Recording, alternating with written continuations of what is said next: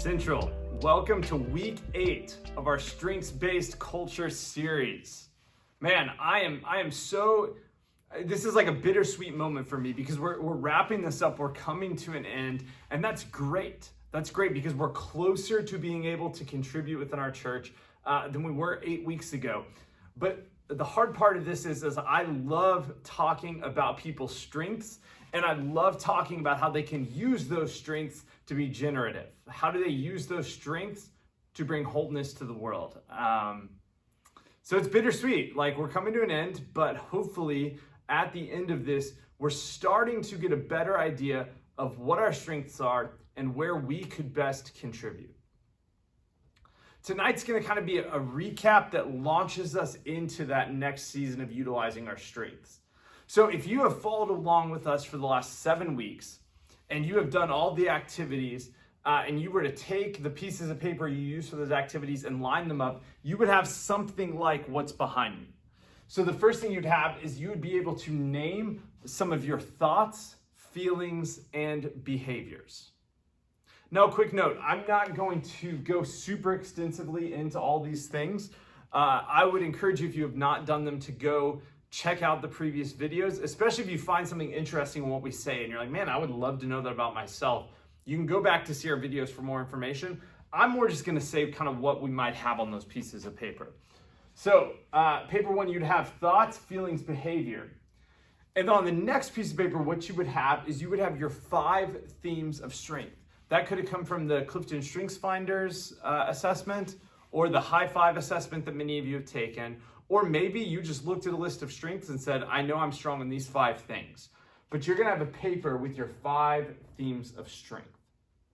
Now, directly next to those 5 themes of strength, you're gonna have the 4 relationships that were built in Genesis 1 through 3. You're gonna have God, human, human self, human others, human creation.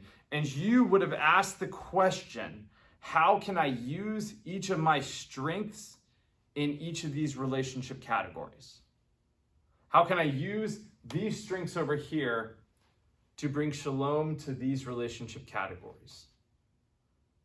Now, if you've been following along and you've got all of these pieces of paper in front of you, the next thing you're gonna have is you're gonna have a piece of paper that has a strength written on it that you are not strong in. You look through the list of the 34 strength themes, you've said, I'm not strong in this one.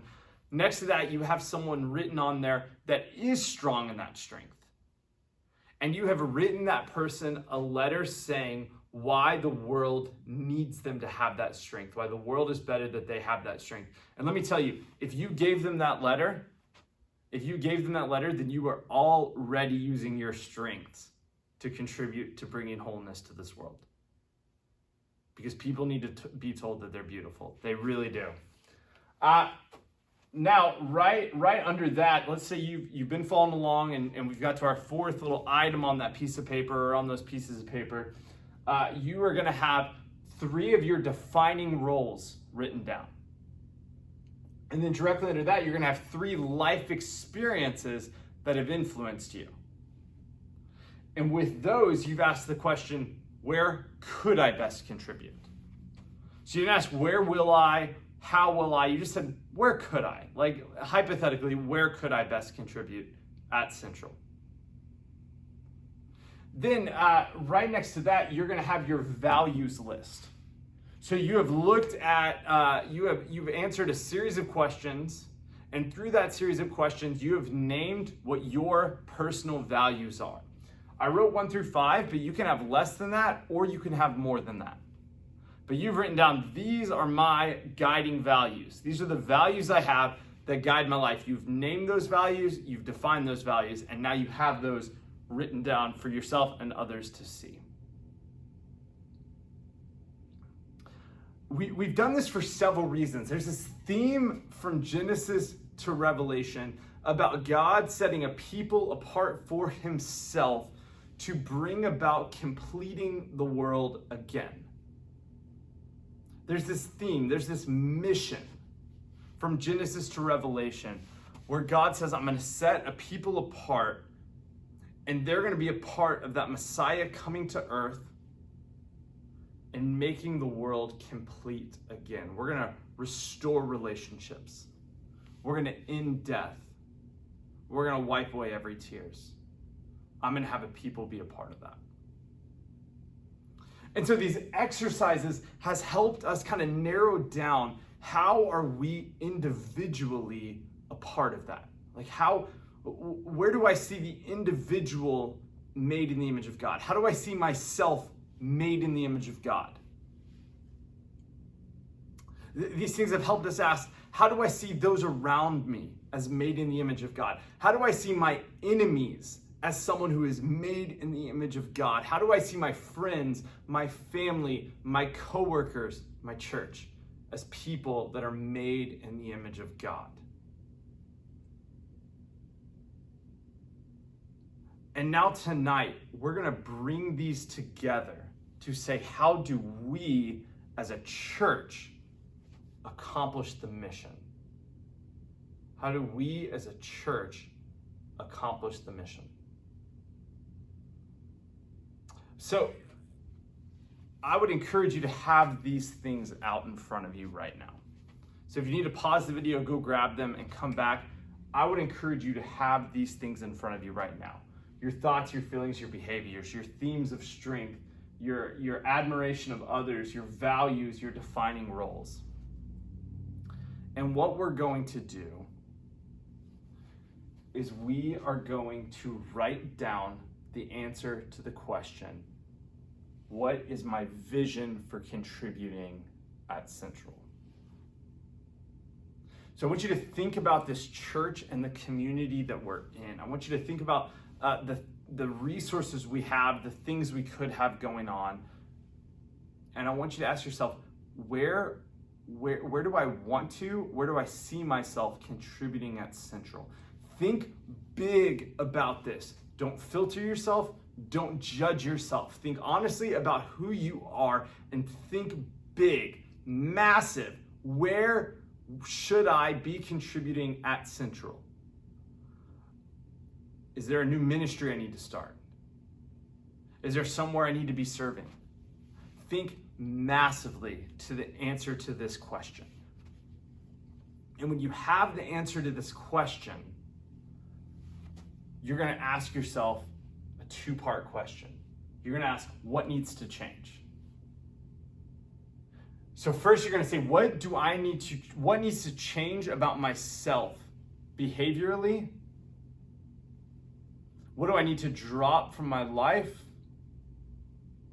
What needs to change about myself for me to turn this vision into a reality?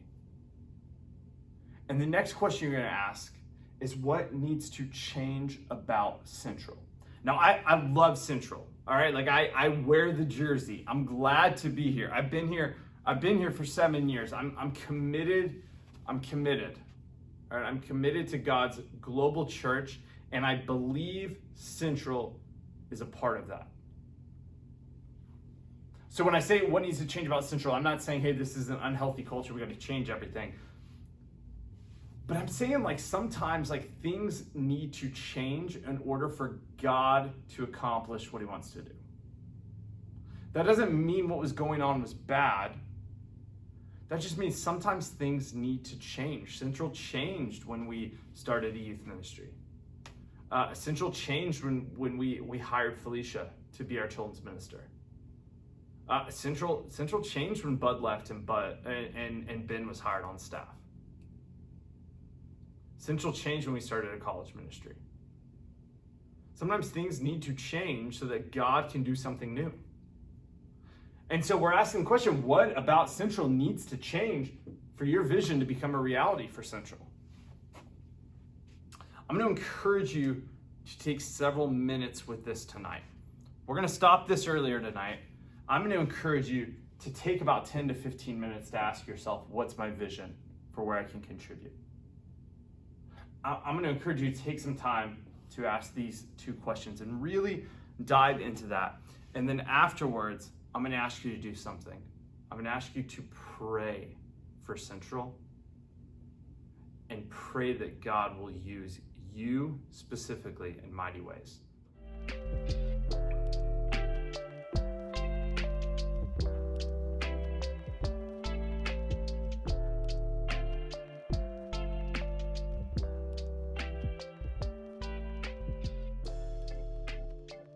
Next Wednesday night is our last night of the strengths-based culture series, and we're gonna do something a little bit different. We're inviting you into the conversation. Now, you've been a part of the conversation the whole time through the way you're living life, through the activities we're doing, and now we want to hear from you. We want to hear your voice. So what we're gonna do is we are gonna open up next week to questions and answers around this series and around the strengths-based culture. So between now and we'll say next Tuesday morning, we have an email address set up. It is centralstrengths@gmail.com. That's centralstrengths@gmail.com. If you want to email us any questions, or if you're connected to me in some other way, whether through phone or social media, you're welcome to send questions that way. But we're going to compile a list of questions, and we're going to spend some time just dialoguing through those questions.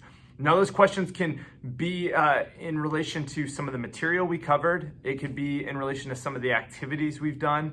It could be in relation to serving opportunities we have here. It could even be off topic. If you feel like in some way it connects to this idea of building a strengths-based culture at Central, we'd love to hear your questions. The questions are going to be anonymous, so we're going to shout your name out there. So feel free to get vulnerable, ask some real questions.